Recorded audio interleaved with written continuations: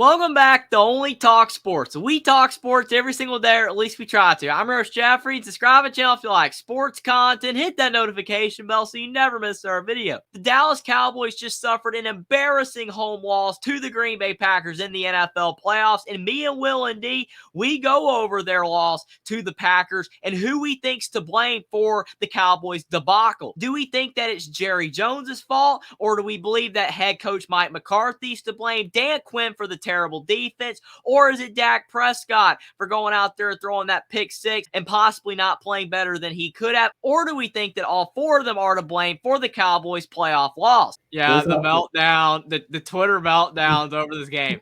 I picked the Cowboys, and everybody's like, bad pick, Jeffrey, bad pick. Why'd you pick Dallas? I'm like, because they were favored by 8, because the fact that they haven't lost a home game in over 2 years, the fact that they actually won a playoff game last year over Brady, ended his career. I'm like, and the fact Jordan Love is basically a rookie, even though he's not, but he's never played till now. Dallas should win. And the defense, what happened with the defense? Dallas's defense was ranked pretty high this year. Awful performance. And everybody's like, it's Dak. It's Dak. We need to get rid of Dak. And I'm like, no, it's not all Dak. The pick six was bad, but they were losing. And the fact that they were already down, it put more pressure on Dak. I don't think it was all him. He needed to do a little bit better, but that defense is why they lost this game. I mean, the game was lost after the pick six, though. Like, if they would have went and scored, it would have been 20 more. It would have been like 20-7. I was like, all right, get the ball, score a touchdown.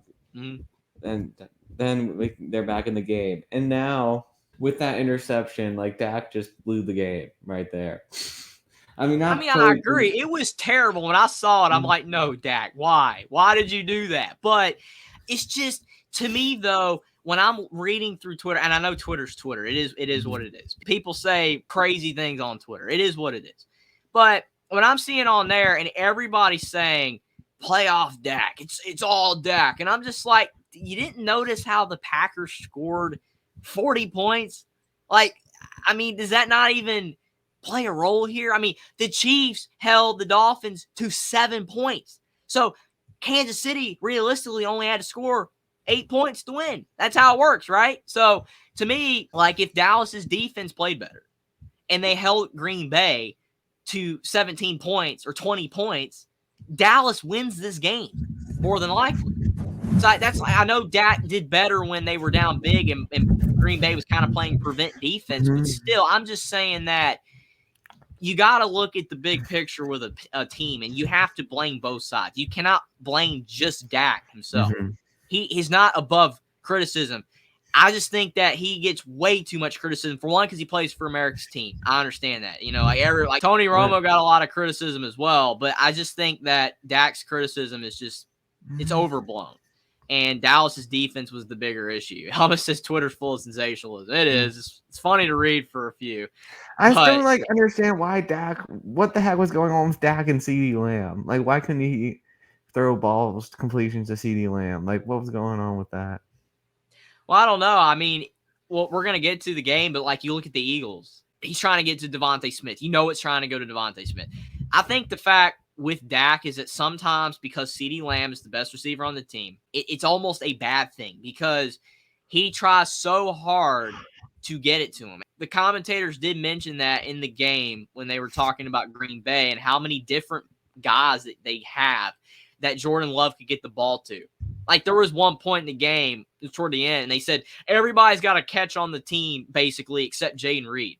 That's good. But with Dallas, it's like at times he relies so much on CeeDee Lamb. There was a few plays where I saw other receivers open, and like Tolbert was open big on one play, and he could have gone to him, but he went to CeeDee Lamb instead anyway when he wasn't open that much. And that wasn't on the pick six, but that was on a different play. Another thing I have, when Dak was younger, he was doing better in the playoffs. In these last 3 playoffs, he's been doing worse. And you know what the big difference is? Mike McCarthy. You think it's all Mike McCarthy? Well, there's a pattern. Like, he did better in the playoffs with Jason Garrett than he has with Mike McCarthy. So you think Jason Garrett is a better coach than Mike McCarthy?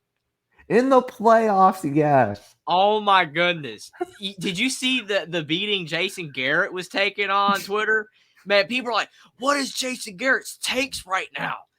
No, that's why he's not a coach for them anymore. It was hilarious. It was terrible. But, like, I don't know. I think Mike McCarthy's fine. I mean, my Twitter poll didn't agree. I did a Twitter poll, and 70% of people said Mike McCarthy needs to go. And I was like, I thought more people were going to vote Dan Quinn.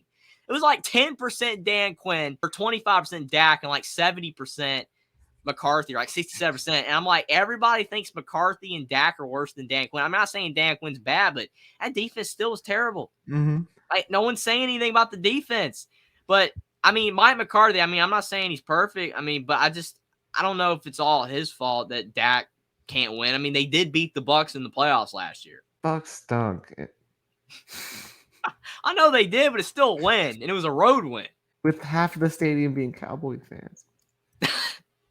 But they had the whole stadium behind their back in this game and they didn't win. Basically. I mean, not all, but there was some Green Bay. But, like, the vast majority of fans were there. I don't know. I mean, it is what it is. I just feel like sometimes, though, when it gets in your head that you can't do something and you want to do it so bad, Dallas it's just gotten to the point where they've underperformed so many times in the playoffs, it just becomes a trend. And no matter how hard you do to prevent it, you can't. Yeah, I think Dan Quinn should be fired as well. I think they should both be gone, McCarthy and Quinn. What about Dak? Are you a believer Dak's got to go? Dak's cap hit's too bad to be able to. It's too big. They can't move it. All right. That's not a confident reason. But if Dak was getting Joe Flacco money, maybe I would move him. But you can't really move Dak now. Jackson says, is the NFC East now back to being called the NFC least? This has been a great weekend. As a Commanders fan, this has been a great weekend. Oh, yeah, seeing all your rivals go down. I mean, and they went down in flames, too. Like, they didn't just lose. I mean, you got to take what you can get, right? Now, let's talk about the Packers. Let's compliment the Packers a bit. We can't just be negative all the time. How about Jordan Love in his first playoff start? It was very impressive. I mean, like, I thought it was kind of dumb late in the game, though, when they took him out. And they put Sean Clifford in. I'm like, there's still 6 minutes to go. What if he throws a pick? Like, what are we doing here? I was like, no way are you actually on the road, 6 minutes to go, and you've taken Love out. No way. I was blown away at that. But other than that, like, Jordan Love played very well. And I think the bigger story, though, was the fact that Green Bay was able to run the football. Mm-hmm. You see Aaron Jones' stats, 21 carries, 118 yards, 3 touchdowns. Green Bay does not win this game like they did if Aaron Jones is not able to complement Jordan Love. It definitely helped out big time. And see, Dallas couldn't really run because once they got behind, they had to just keep throwing every single time. I mean, Dak threw like 60 passes. So I think that was the bigger story. Green Bay having that balanced offense, it helped Love not have to do it all. And when Jordan Love was asked to make throws downfield, he delivered, and it was very impressive.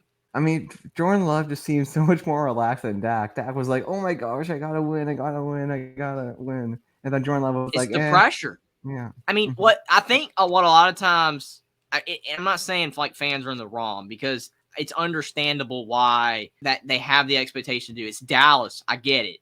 But I think the problem is that when you have the pressure so much, and like the Lions had pressure here because like they hadn't won a playoff game since '92, and they got it done. Part of it is it's on Dallas for not stepping up and getting it done.